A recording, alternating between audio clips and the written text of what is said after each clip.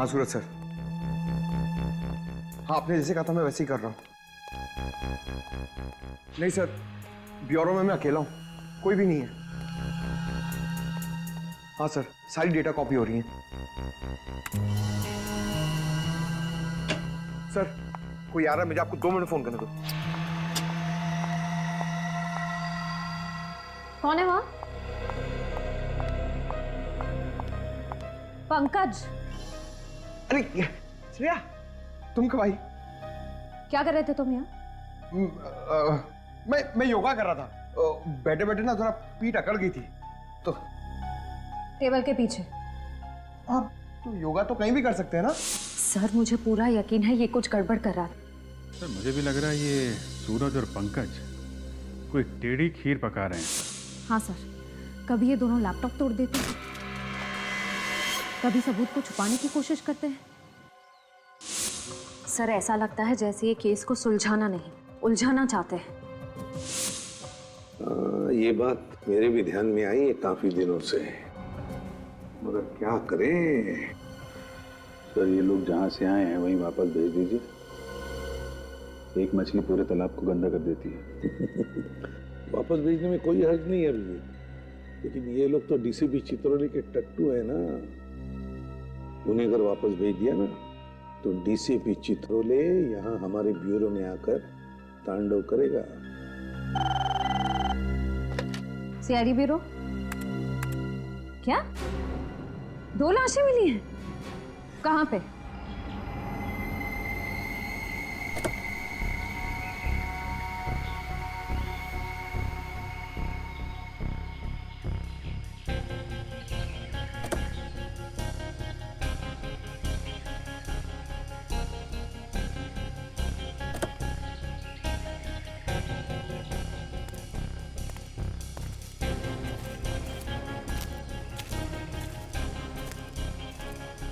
तो तुम लोग श्याम नगर का रास्ता पूछ रहे थे? वो सर हम लोग रास्ता भटक गए थे, तभी मैंने ये गाड़ी देखी। दीपक स्टॉप द कार। क्या हुआ? वहाँ एक कार खड़ी है, शायद कार वाले को पता हो कि श्यामनगर का रास्ता कहाँ पड़ेगा। हाँ उससे पूछते हैं, गुड आइडिया। मैं देखता हूँ।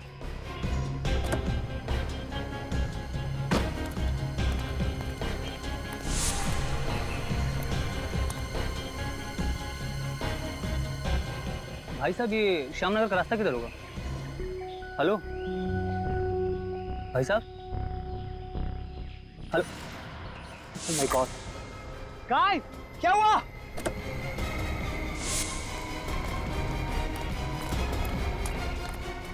क्या हुआ?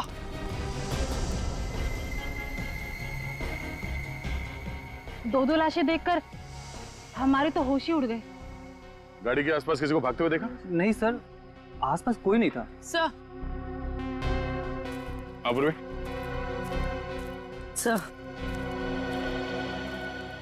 सर इसके कान पे ये जो निशान है, लगता है किसी ने ईयररिंग खींच के निकाला है। सर इसके गले पर भी एक निशान है। सर लगता है मामला लूटपाट का है। अपूर्वी, सर ये गहने वगैरह शरीर के ऊपर के हिस्से से गायब है। ये पैर में बिच्छू और पायल वैसे का वैसे ही, मतलब खूनी। गाड़ी के खिड़की से उसने इस जुर्म को अंजाम दिया है। सर इन दोनों हस्बैंड वाइफ ने कितने सपने देखे होंगे सर एक दूसरे के साथ, अपने भविष्य के लिए, और किसी खूनी ने सिर्फ चोरी करने के लिए इन दोनों को मार दिया।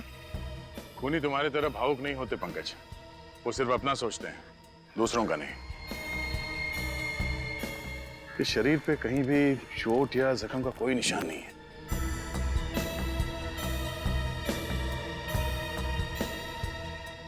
इन दोनों के पैर के नीचे ये नीला पड़ गया है। लगता है इन दोनों को जहर दिया गया है।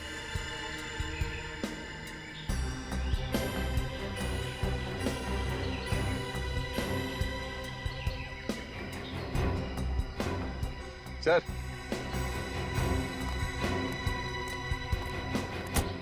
सर देखिए, इस गाड़ी से पेट्रोल पंप की रसीद मिली है।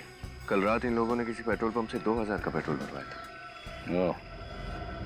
इस पेट्रोल पंप में चल के पता करते हैं, शायद वहां से पता चल जाए कि इन दोनों को जहर किसने दिया था।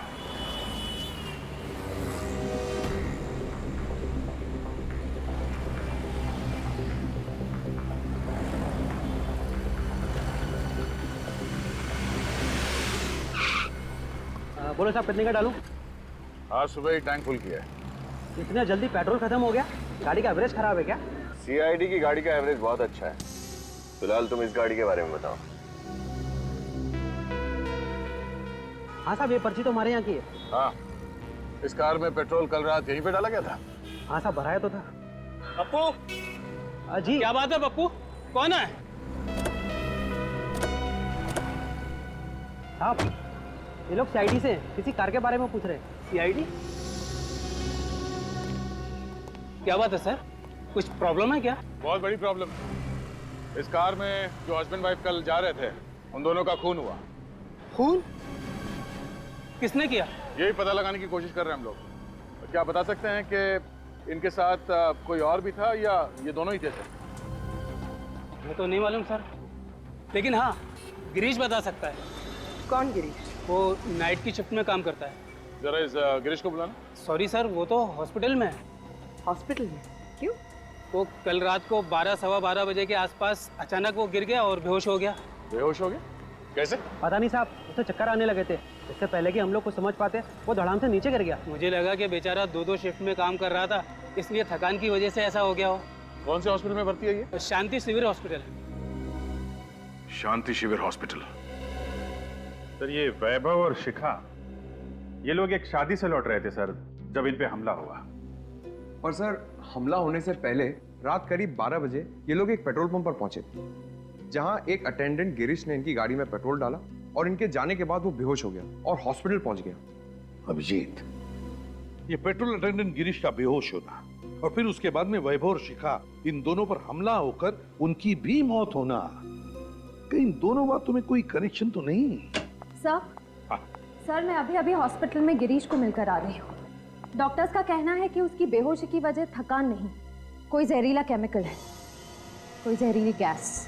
तो फिर अभिजीत, इसका मतलब है कि ये दोनों शादीशुदा इसी जहरीले गैस के चपेट में थे और इन्हीं के जरिए इस गिरीश तक ये जहरीला गैस पहुंच गया। हाँ सर, गिरीश बच गया क्योंकि वो वक्त पर हॉस्पिटल पहुंच गया, लेकिन वैभव और शिखा की किस्मत इतनी अच्छी नहीं थी। मगर ये जहर है कौन सा? है कौन सा ये जहर जो 2 मिनट में आदमी दम तोड़ दे? सर, हाँ।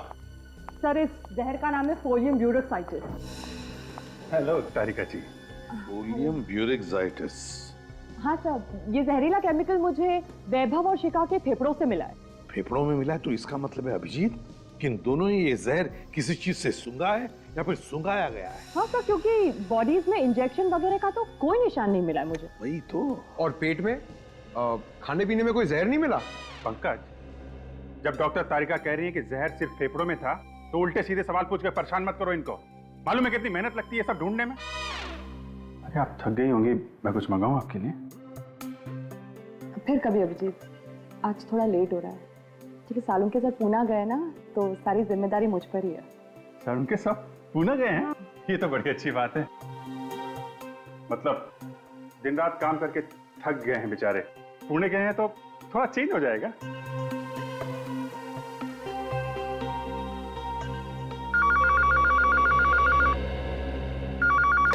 हेलो, 2 खून कहाँ पे?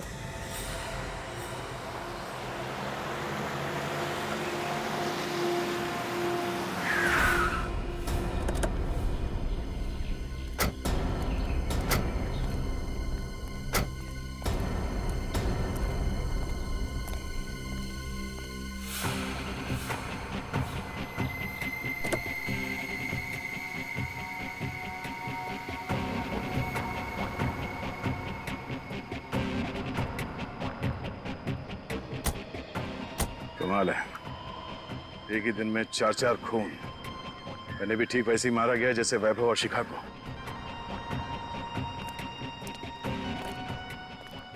तुमने फोन किया था? मैं जी हाँ सर, मैंने फ़ोन किया था। क्या हुआ था यहाँ पे? सुबह सुबह काम पे जा रहा था, गाड़ी को देखकर शक सा हुआ। झांक कर देखा तो दोनों मरे पड़े थे। यहीं पे रहते? हाँ सर। ठीक है, जाओ। सर, इस खूनी को जल्दी से पकड़ना होगा सर, कहीं और मासूमों की जान ना चली जाए। सर खूनी उन्हीं लोगों पे हमला करता है जो लोग देर रात शादी से घर लौट रहे होते हैं, क्योंकि शादी में अक्सर लोग कीमती गहने वगैरह पहन के जाते हैं। सर, मुझे ऐसा लगता है कि ये खूनी जरूर शादी के खाने में जहर मिलाता होगा। नहीं पंकज, डॉक्टर तारिका ने बताया कि वैभव और शिखा के फेफड़ों में जहर मिला था, तो हो सकता है इन्हें भी जहर सुंघाया गया हो। या फिर सर शादी से निकलने के बाद रास्ते में ये लोग कहीं रुके हों और वहीं इन्हें जहर दे दिया गया हो सकता है। ये क्या? जीपीएस सिस्टम वो भी ऑन है। अब पता चल जाएगा ये जहर इन दोनों को कब और कहां दिया गया था। वो कैसे सर? पंकज, ये जीपीएस टेक्निक लोग गाड़ी चलाते वक्त इस्तेमाल करते हैं ये जानने के लिए कि मंजिल तक पहुंचने के लिए कौन सा रास्ता सबसे अच्छा है, कहां पे कम ट्रैफिक होता है। इस जीपीएस सिस्टम से हमें ये तो पता चल ही जाएगा कि ये गाड़ी इस रास्ते पे आई कहां से और ये कहीं पे रुकी थी या नहीं। सर? हाँ सर, जीपीएस कंपनी से उस दूसरे कपल की कार का रिकॉर्ड मिल गया। चलो दिखा जल्दी।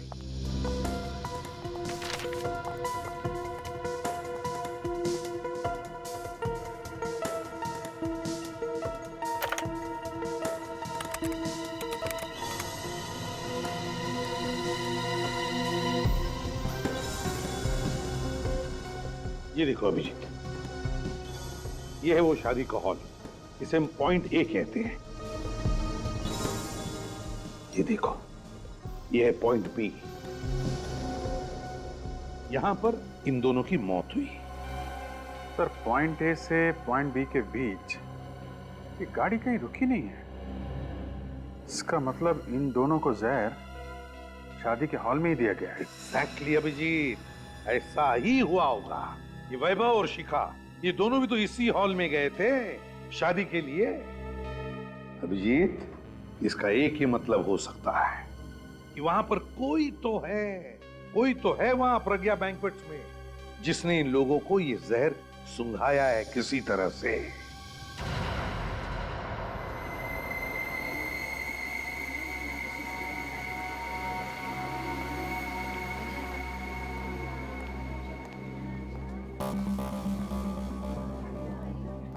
आसपास नजर रखना। अरे प्रकाश जी, नमस्ते। ओ आइए सर, हम कब से आप ही का इंतजार कर रहे थे। कैसे हैं आप परेशान क्यों लग रहे हैं? सर, आज मेरे इकलौते बेटे की शादी है और उसमें आप ये सीआईडी वालों की तहकीकात, बड़ी टेंशन हो रही है सर। आप चिंता मत कीजिए, कुछ नहीं होगा। फिर भी सर, डर तो लगा हुआ है ना। निश्चिंत रहिए आप, कुछ नहीं होगा, हम लोग हैं ना, और आपके सहयोग से ही आपके एक मेहमान की जान बचा पाएंगे हम। जी सर।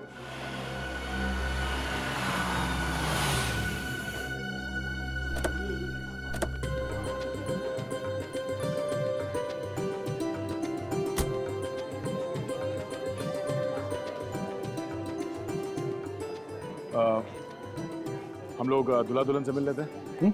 नमस्ते। बधाई हो कुमार साहब। आइए आइए ऋषभ जी, रचना जी, वेलकम। Thank you. बेटे की शादी बहुत बहुत मुबारक। धन्यवाद जी, आप अपना कीमती वक्त निकाल कर यहाँ पर आए, हमारे लिए तो ये बड़े सम्मान की बात है। अरे कुमार साहब, आते कैसे नहीं, शादी जैसे बंधन में इंसान रोज रोज थोड़ी फंसता है ना? अच्छा, खूब समझ रही हूँ आप क्या कहना चाह रहे हो। अब चले, दूल्हा दुल्हन से नहीं मिलना है? चलिए प्लीज। नमस्ते साहब। नमस्ते मैम साहब।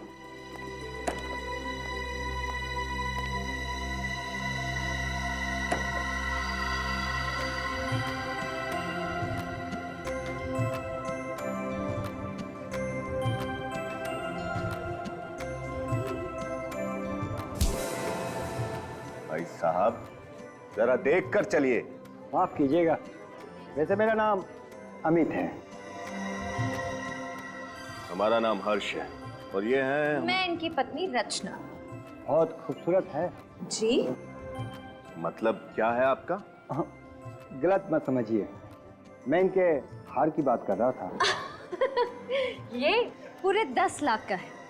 वो क्या है ना कि 6 महीने पहले हमारी शादी की सालगिरह थी, ये भूल गए तो सजा के तौर पे मैंने इनसे ये हार मांग लिया। कितनी बार समझाया है तुम्हें, हर जगह ये 10 लाख का ढिंढोरा पीटने की क्या जरूरत है? वाह भाई वाह, लगता है आप दोनों में बहुत ही प्यार है। जबरदस्ती मतलब जबरदस्त प्रेम है हमारे बीच में।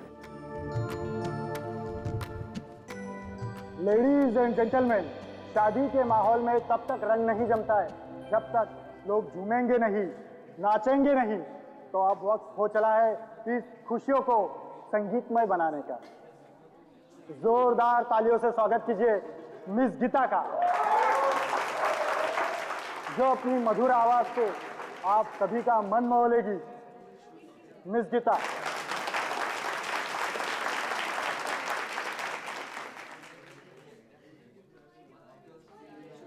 ये लीजिए।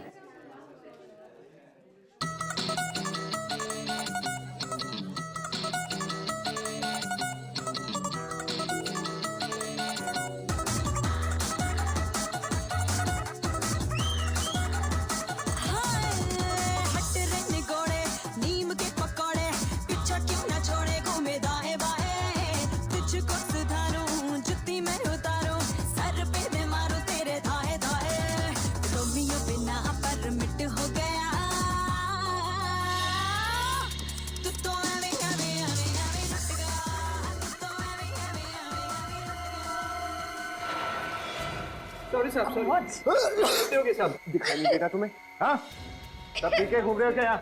इसे देखो, हमसे आगे टकरा रहा है यहाँ। अरे वो जहरीला केमिकल इन फूलों में तो नहीं है? ये सब गलती होगी सब। क्या किया ये? साहब मैंने जानबूझ के नहीं किया साहब। गलती हुई है, जानबूझ के किया पता चल जाएगा। इन जहरीले फूलों से लोगों की जान लेता तू, हाँ? और फिर उन्हें लूटता है। साहब आप कैसी बात कर रहे हैं साहब? मैं वेटर हूँ सर, मैं खूनी नहीं हूँ साहब। चुप, रेडी, इसे ब्यूरो लेके जाओ, अच्छी तरह से खातिरदारी करो इसकी। फिर चलो हॉस्पिटल चलते हैं। चल, तेरा खेल खत्म। चल साहब, मेरी बात का यकीन करो, मैंने कुछ भी नहीं किया साहब। ये सब क्या था कुमार जी? कुछ नहीं, अब सब ठीक हो जाएगा।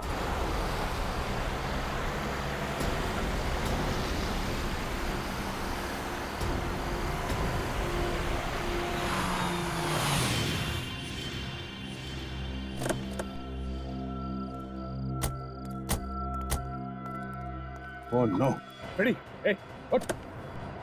सर, सर, निखिल, तुम दोनों को जल्दी हॉस्पिटल ले जाना पड़ेगा, निकालो उन्हें। सर।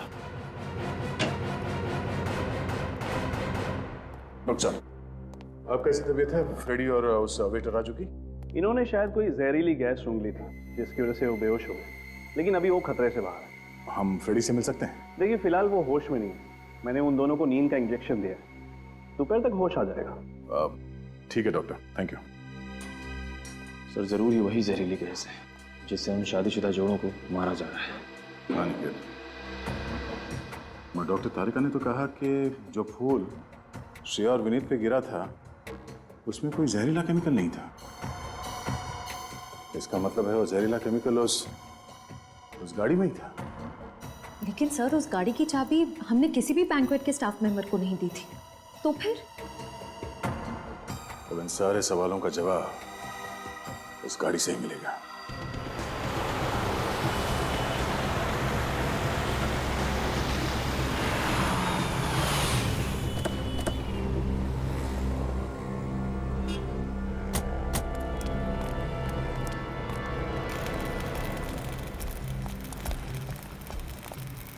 कुछ पता चला किशोर?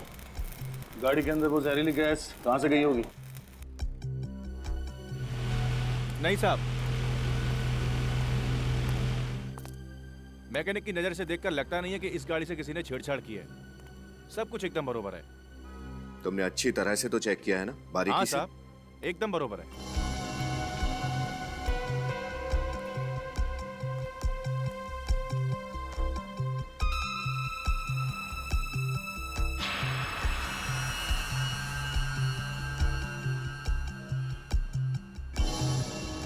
सफेद क्या है किशोर, कुछ लगा है क्या? नहीं साहब, मैंने तो सिर्फ गाड़ी चेक करी है। तो मेटल पाउडर जैसा कुछ है।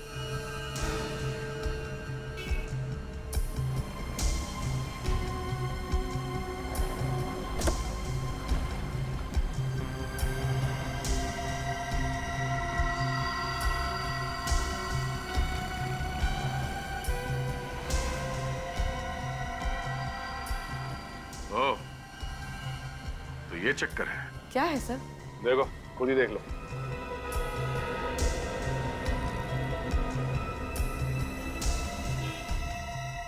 सर इतना बारीक छेद तो मैग्नीफाइंग ग्लास से ही दिख सकता है।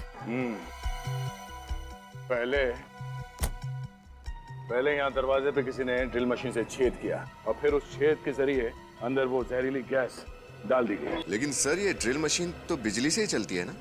अगर उसने ड्रिल मशीन का कनेक्शन किसी और वायर के थ्रू कहीं किया होगा तो किसी ने तो उसे देख ही लिया होगा। ये भी तो हो सकता है कि ड्रिल मशीन बिजली से नहीं बल्कि बैटरी से चलती है। सब कुछ पोर्टेबल है।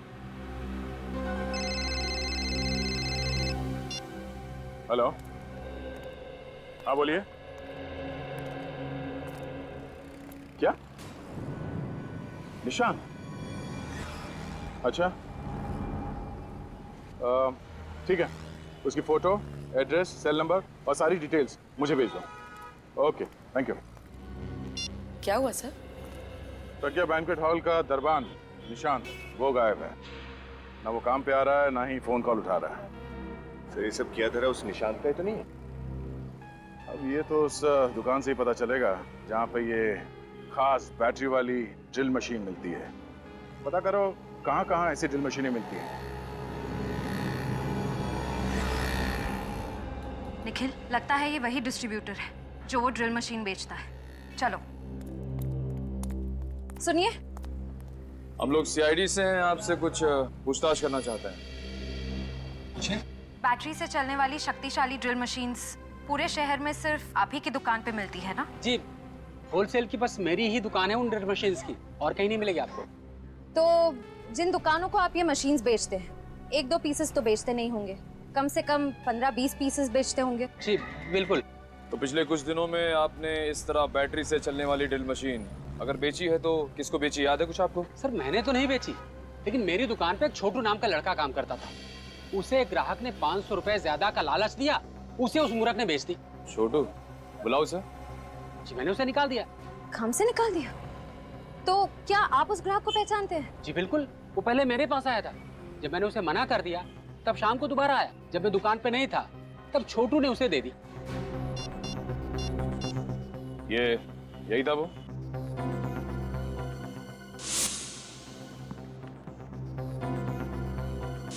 हाँ ये तो है वो। मतलब निशांत ही वो है जो एक के बाद एक खून किए जा रहा है।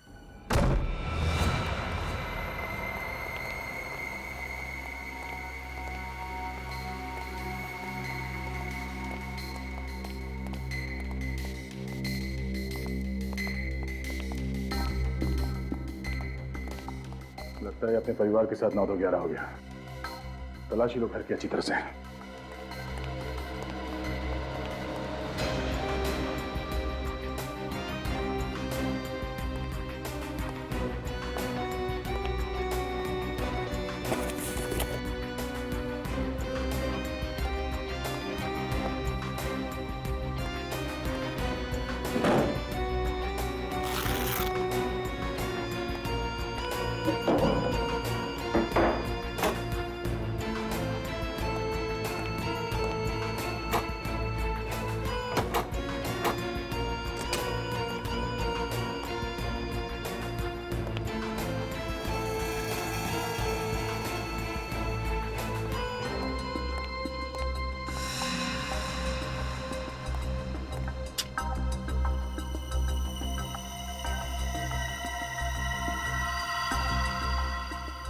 निशांत और निशांत की बीवी।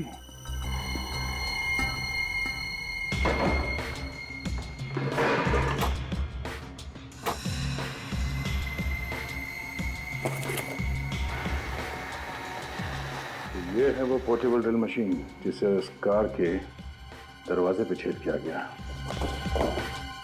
सर। हाँ विनीत।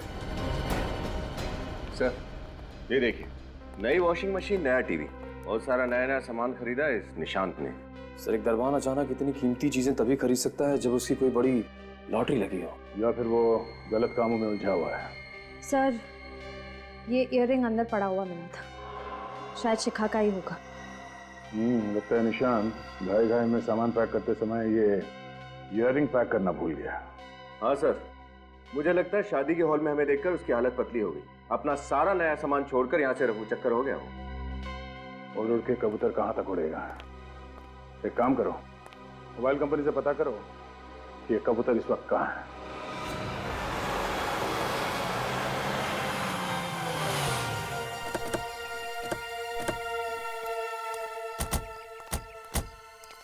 सर आखिरी बार निशान का मोबाइल यहीं पर था।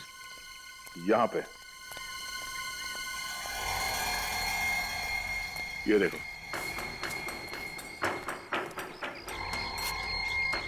मोबाइल तोड़ दिया गया है, इसमें तो सिम कार्ड भी नहीं है।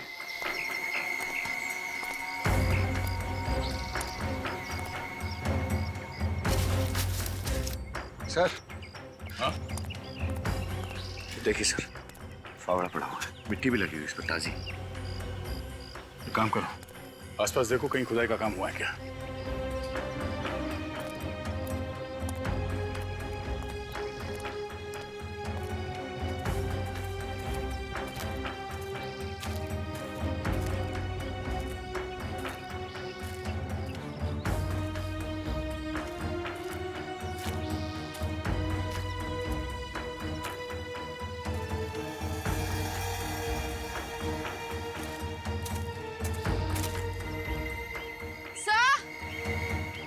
हाँ?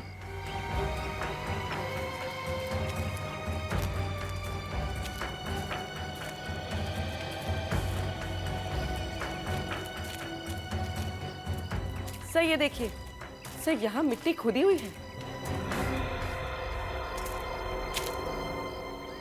खोदो यहाँ।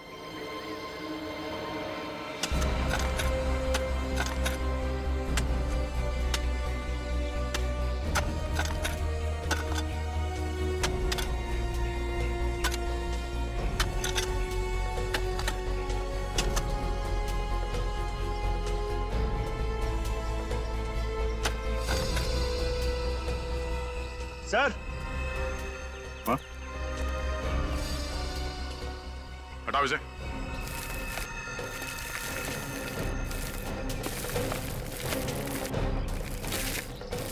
एक मिनट, लाश है, बाहर निकालो उसे।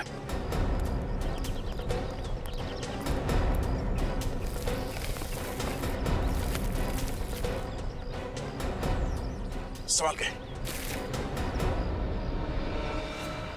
सर ये निशांत है। निशांत? सर इस केस से तो मेरा सर चकरा गया।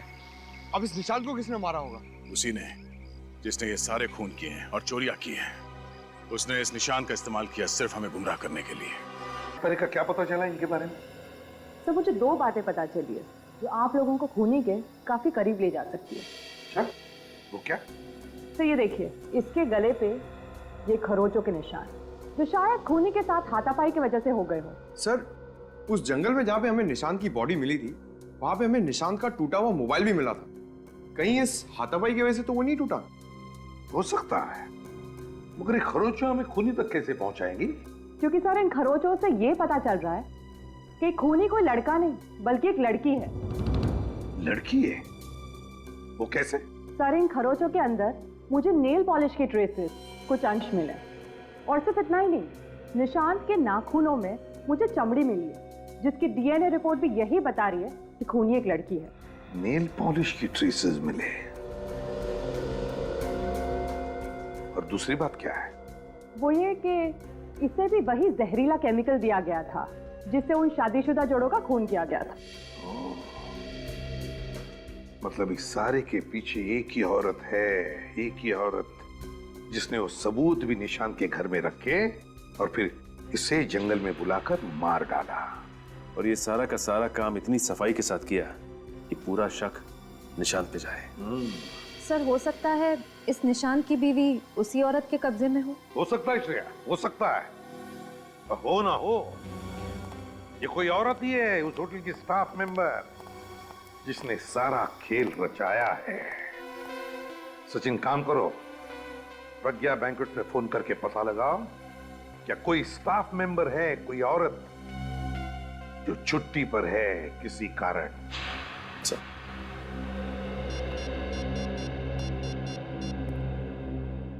हेलो, हाँ मैनेजर साहब जी। अच्छा ये बताइए कि आपके फीमेल स्टाफ की कोई मेंबर कल से छुट्टी पे है क्या? जी। क्या? ओके, आपकी मदद के लिए बहुत बहुत शुक्रिया जी, थैंक यू सर।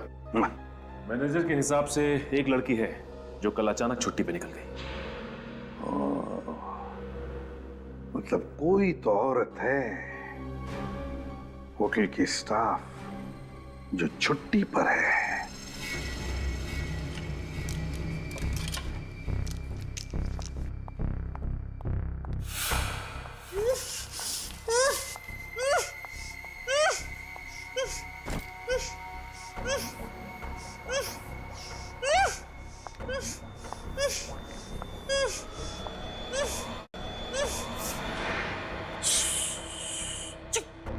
एकदम चुप। बोलना है इसलिए खोल दूं। ले। आप मुझे छोड़ दो। निशांत तो तुम्हारे इशारों पे कठपुतलियों की तरह नाचता है ना, और तुम्हें क्या चाहिए? मैं जो चाहती थी मुझे तो वो मिल ही गया है। अब तो बस एक खूबसूरत सी जगह जाकर सुकून की जिंदगी जीनी है। जब तुम्हारा मकसद पूरा हो चुका है तो मुझे मेरे निशांत के पास जाने दो ना। अच्छा, अगर तुम यही चाहती हो तो यही सही।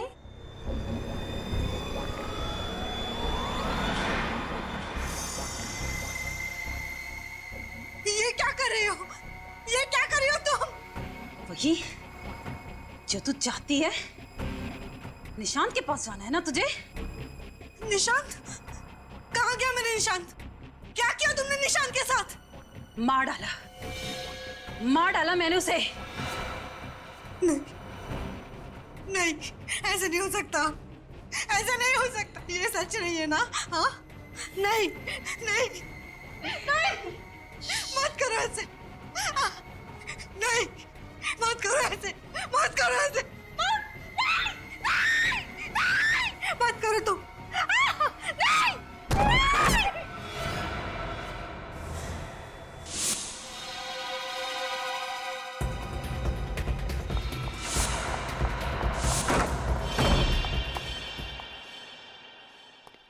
बहुत हो गया गीता जी, अब तुम्हारा खेल खत्म। खेल? खेल अभी खत्म नहीं हुआ है, खेल तो अभी शुरू हुआ है।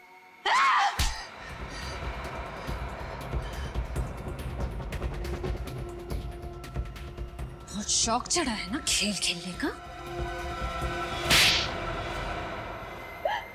हाँ, मैंने ही किया ये सब। इन सभी हत्याओं के पीछे मेरा ही हाथ है, क्योंकि मैं सोना लूटना चाहती थी, अमीर बनना चाहती थी। अमीर बनने के लिए, पैसा पाने के लिए 5-5 खून किए तुमने, हैं? क्या यही एक रास्ता था तुम्हारे पास अमीर बनने का? ऐसा नहीं है सर कि मैंने शराफत का रास्ता नहीं अपनाया, पर मुझे मिला क्या शराफत और मेहनत के बदले? क्यों? ऐसा क्या हुआ तुम्हारे साथ? एक अमीर इंसान के यहाँ मैं काम करती थी। एक दिन उसके यहाँ सोने की चोरी हुई और उसने सारा इल्जाम मुझ पर डाल दिया। वो तो सबूत ना होने की वजह से मैं बच गई, वरना मैं भी जेल में होती इस वक्त। और इसलिए तुमने वो बैंक्वेट हॉल ज्वाइन कर लिया, वहां गाना गाने लगी, ताकि तुम अमीर लोगों पर नजर रख सको और फिर उन्हें अपना शिकार बना सको। हाँ सर, मैं उनमें से अपना शिकार चुनती और निशान को खबर कर देती। जब लोग मेरा गाना सुन रहे होते तब निशांत अपना खेल शुरू करता, मौत का खेल। वो पार्किंग लॉट में जाता और ड्रिल मशीन के जरिए कार में छेद करता। हाँ मैम साहब, हाँ ठीक है, काम हो गया मैम साहब। हाँ हाँ हाँ देख लिया मैंने। Okay ma'am.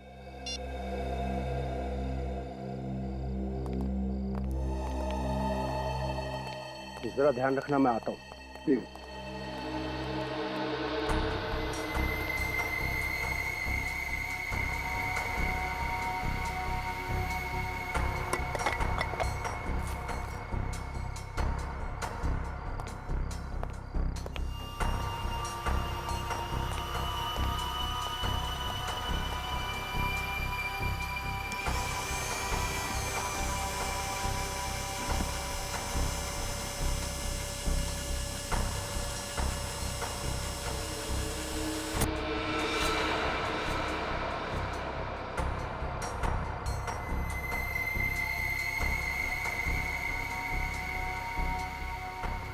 जैसे ही हमारी चुनी हुई कार शादी से निकलती, मैं और निशांत उसका पीछा करने लगते।